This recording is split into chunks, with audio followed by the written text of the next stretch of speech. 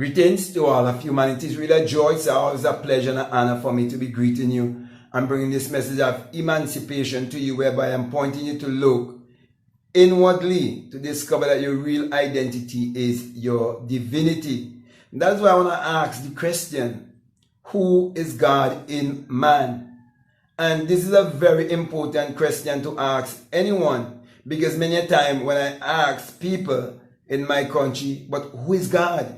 They look at me very strange and they believe that I am mad. They believe that I'm crazy. They believe that I have no authority to ask who is God, because many people already have their own notion of who is God. But in order to answer this question, it would need demonstration, because as we all know that everyone speak about God as being invisible. And if God is invisible, then it means that you cannot see God. But you can definitely prove God to be the creator. And there's only one way that you can prove God to be the creator, is by tapping into your creative power. And that creative power in man could only be activated when man comes to the understanding that everything in this world was for us a thought, everything was for us imagined, everything was for us an idea. And St. John 1 and 3 says that all things were made by him, and without him was not anything made that was made. Now, you have to come to the conclusion whether this him is a personification that represents the human imagination, because everything was first imagined and everything was first a thought. And there's nothing a person can say or do that is not the expression of a thought. For the Bible itself says, as a man thinketh in his heart, so is he. And when it said thinketh in his heart, it is speaking of the place of feeling and emotion. Okay? And it is a place of vibration. Therefore, the most powerful part of anyone is the heart. And you're told that where your heart is, there's where your treasure is also. And you're also told that the kingdom of God is within you in Luke 17:21. And then in Matthew 6:33, you're told also that if you seek first the kingdom of God and his righteousness, and you discover the kingdom of God and his righteousness, that all these things that you so desire in this world, that will be added unto you. Which means when you discover the kingdom, you will discover the king. And when you discover the king, you discover the creator. And when you discover the creator, you discover the creative power. And when you discover the creative power, you can use the creative power to achieve your every desire. So when you find the creator, you find the secret of creation. Therefore, I say to you, God in man is man's imagination. And that is why there is no one who would disagree with me, and it is not false mental or psychological, and it wasn't false imagined. And there is no one who can tell us of anything that was done in the Bible, whether good or evil, that wasn't false a thought or false an idea or wasn't false imagined. And then the Bible says in Deuteronomy 32:39, he said, I am God and there is no other. He said, I kill and I make alive. I wound and I heal. And if you have any common sense at all, everything I've just said there can never happen unless it was false a thought or false an idea or false imagined. Therefore, everything is in your perception. So you are the perceiver, beholding the perception. You are the creator, beholding the creation. Also, it is said in Isaiah chapter 45, verses 5 to 7, says also that I am God and there's no other. He said, I create the darkness and I create the light. I create good and I create evil.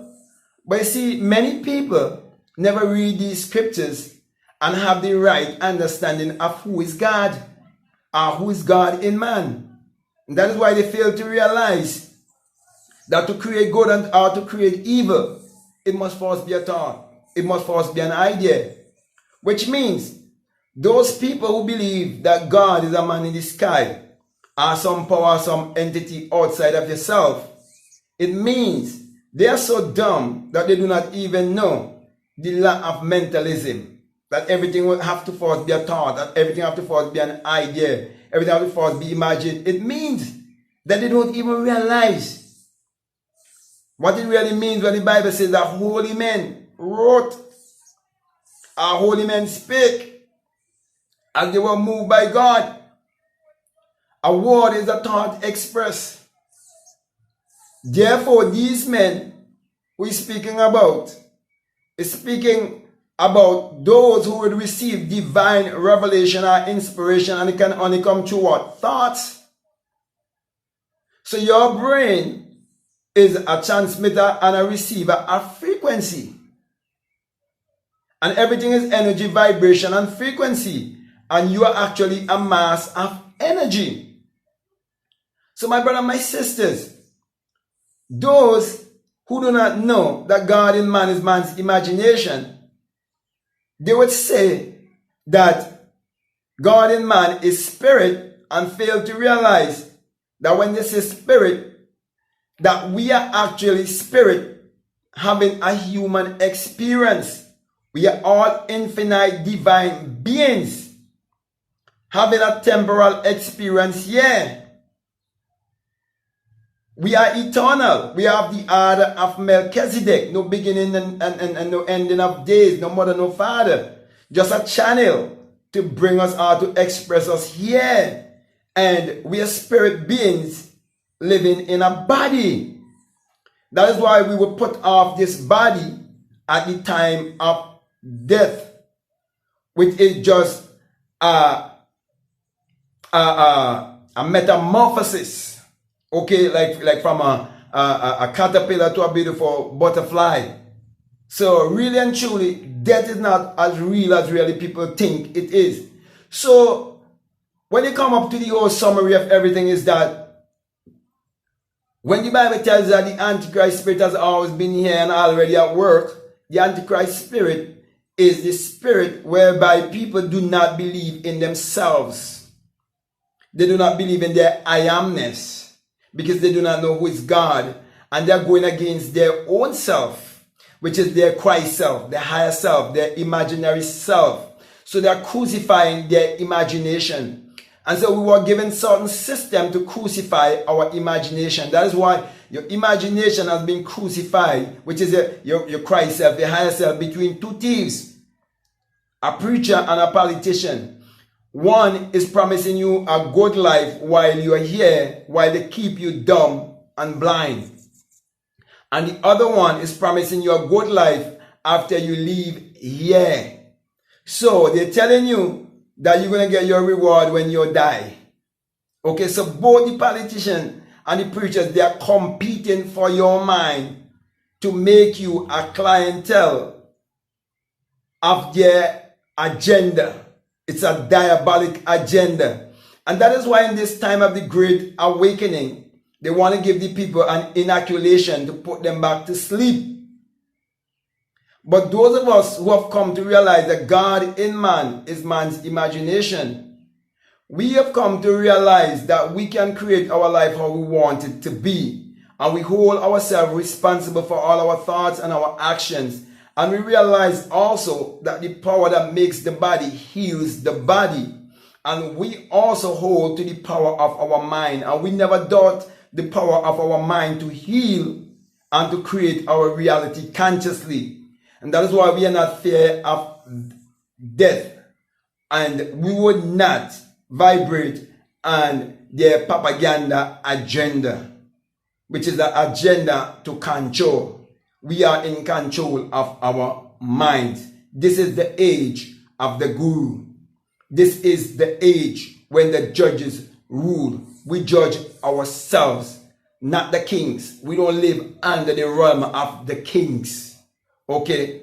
I can go into that, but I don't want to go into all of that right now and break it down and so on and show you, okay, it in the Bible. You see, So my brother, my sisters, all of these religious people who talking about God, they do not know who is God.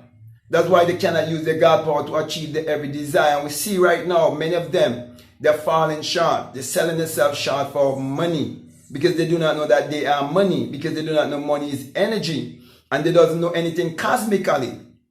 Okay, so they don't know cosmic money. So it means they're not in touch with the invisible self. They're not in touch with the true self. They're not in touch with the God self. That's why they can't sell, they can't buy, they can't do no kind of exchange unless they get the inoculation. But we can exchange our energy because we know it's all an inward economy. Because we understand how the mind works. So, my brother, my sisters, let me reiterate again. God in man is man's imagination. So you have to be very, very aware of your perception, of how you perceive yourself. Do not see yourself how they want you to see yourself, as being limited or to have a mindset of scarcity. Just look around you and you see the abundance. Look at the sea, you see the abundance. Look at nature, you see the abundance, and get in line with nature. Get connected to nature. Because you are one with nature. And always remember the divine law of reproduction, that every seed and every species will always reproduce after its own kind. So if God is in you and God is the creator in man, then you must be able to create your life how you want it to be. It's just simple. You see, you can't plant pumpkin and reap watermelon. And see, these Christians, these religious ones believe that they could check those laws. But they are mutable laws and they're immutable laws. The immutable laws cannot be checked or changed by anyone. So I can go on and on and on and on and show you many, many, many things. And to show you, that what the Antichrist spirit really mean. And how, these people are just, sheep being led to the slaughter and they don't even know it. And they will go to the slaughter saying that we are living in the last days and that everything that's happening in the earth is the fulfillment of scripture, and fail to realize those who understood how the mind works, they already had their plan and had them vibrating on a certain level of vibration and frequency to bring forth self-destructive prophecy upon themselves. So, I can, as I said before, I can go on and on, but my brother, my sister, I think I'll come to a close here. And I want to say thank you very much for listening to me. And if this is the very first time that you're listening to me, what I'm saying, it really makes sense to you, it's really resonating with you, I would like to say, if you haven't subscribed already, to subscribe, to like, to comment, or to share this video. Also, if you haven't started following me as yet, I would like to encourage you to follow me. If you haven't started following me on Instagram, I should say, as yet, I would like to encourage you to follow me on Instagram at BlackMadGuru. And if you would like to check out my Patreon, I would encourage you to do so. I have a lot of, good work there that would help you to grow and expand. I also have the Inner Sun Science and Technology to Create Your Reality Consciously. That's a course that is there for people who are donating at least $20 or more. It's available to you. And you must align yourself with the sun. And we are living in a time when they want to block out the sun and they want to dim the sun. But you're told that the Lord thy God is a sun, a S-U-N, and a shield, and no good thing will he withhold from you. And I'm saying to you that the sun truly parallels the human imagination, and the human imagination parallels the sun. For without the sun there is no life and there is no light. And even Malachi 4:2 tells you that the Son of Righteousness shall arise in you with healing in his wings. So true righteousness is you discovering the light that is within you, which is God in you. So, my brother, my sisters, my encouragement to you is to believe in yourself, love yourself, and embrace yourself, your higher self, your God self. Now, if there's any other way that you would like to support this work, we have a PayPal and the link is down below. Feel free to check it out. And if you feel led to support this work, I would encourage you to do so, because I always encourage people to do things only based on their gut feeling. Because I'm saying to you, always trust your gut feeling, always trust your intuition. Live a more intuitive life. Okay? So, with that being said, my brother and my sisters, I want to say peace. Love you all. I'm out.